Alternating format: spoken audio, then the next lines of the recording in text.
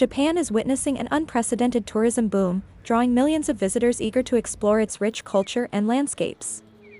Among them is Omar Nok, a modern-day adventurer who captivated social media with his extraordinary journey, one that spanned 46,239 kilometers, 28,732 miles, more than the circumference of the Earth, using boats, trains, camels, and even hitchhiking. Some people would give me rides. I took a camel once, took a horse twice. I was on the back of a motorcycle as well, said the 30-year-old Cairo native, reflecting on his remarkable travels during an interview in Tokyo. I'm Omar, I'm 30 years old, and having started my travel journey from Cairo, after 274 days on the road without flying, I made it to my finish line, Tokyo. His trip must have been extremely difficult, given that many of the countries he visited are difficult to reach by land. It was amazing that he was able to enjoy it and travel safely. He is really energetic. Nok's odyssey across a dozen countries began in Egypt and took him 9 months to complete, culminating in his arrival in Tokyo on November 7th. Unlike most tourists who opt for a direct 12-hour flight from Cairo to Tokyo, Nok avoided planes entirely. Instead, he embarked on an epic journey that included sandboarding in Iran, hitchhiking to Mecca, and navigating the mountains of Tajikistan in a purple Dodge Challenger. His adventure began with a mix of excitement and trepidation. The first day was the hardest, Nok recalled. His father dropped him off at the Red Sea port of Safaga to board a cargo boat bound for Saudi Arabia. Nervous but inspired by his father's words of encouragement, he stepped aboard, ready to embrace the unknown. I first decided to go from Egypt without flying, and the finish line would be in Tokyo. And I would take anything other than a flight, so it could be train, bus, hitchhiking a lot. Some people would give me rides. Took a camel once, took a horse once, twice actually, a horse. Was on the back on a motorcycle as well.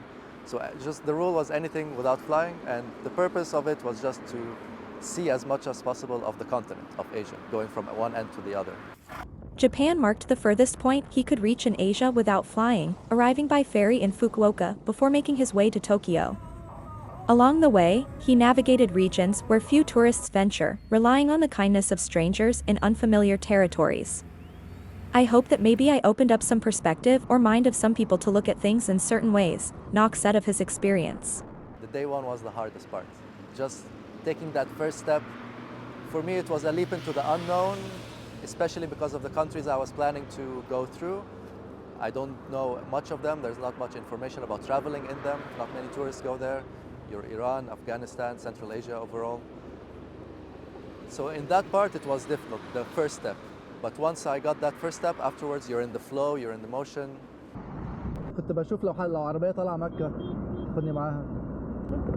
Previously a financial analyst for Amazon in Germany and Luxembourg, Nok funded his travels through personal savings and a disciplined budget.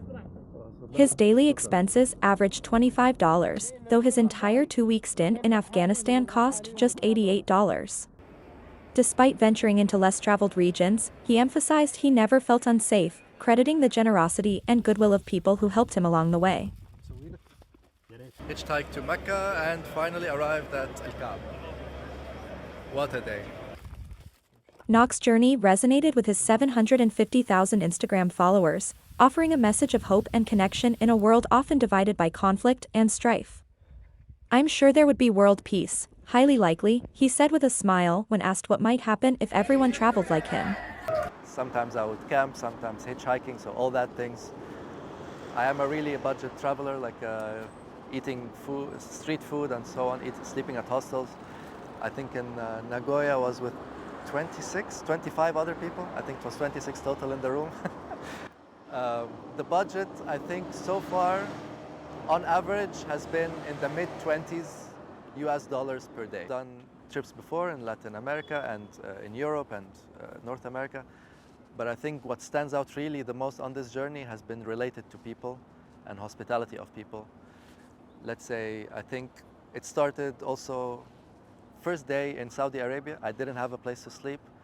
It was 10 at night or something, and a local, just by asking me a couple of questions, invited me to stay at his place for a couple of nights.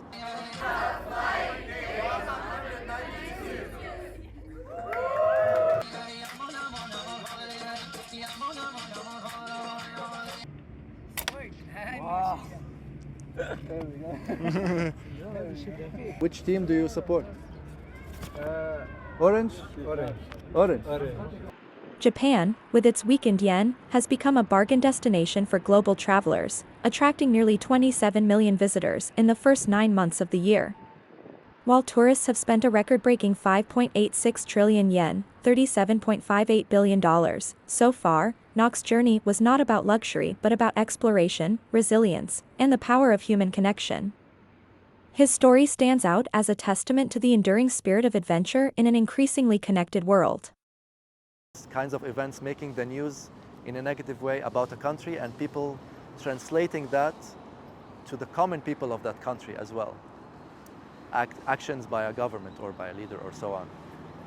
And I think that maybe is the gap to bridge, and that I hope that I did bridge some of that gap, maybe opened up some perspective or mind of some people to look at things in certain ways. If everybody could travel and have your kind of experience, yeah, then I'm sure there would be world peace, probably, highly likely. Assalamu alaikum.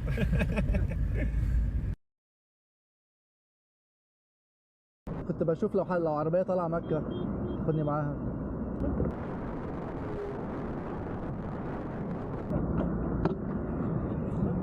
أو تبغى تاخذ المرتبة دي كلها تصريح براحتك. خلاص ربنا يخليك، شكرا. زي الشغل البحري، زي البحارين والرحالين والاشياء هذولا.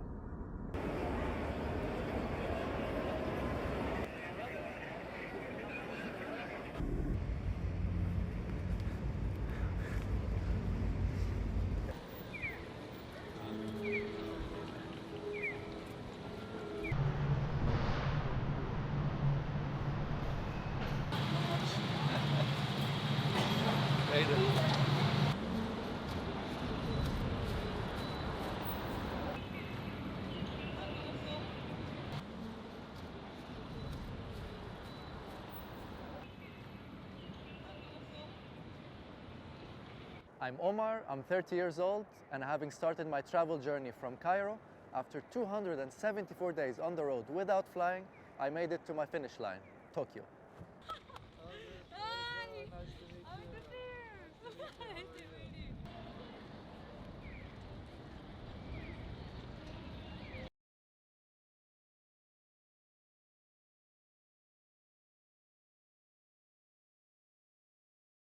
I've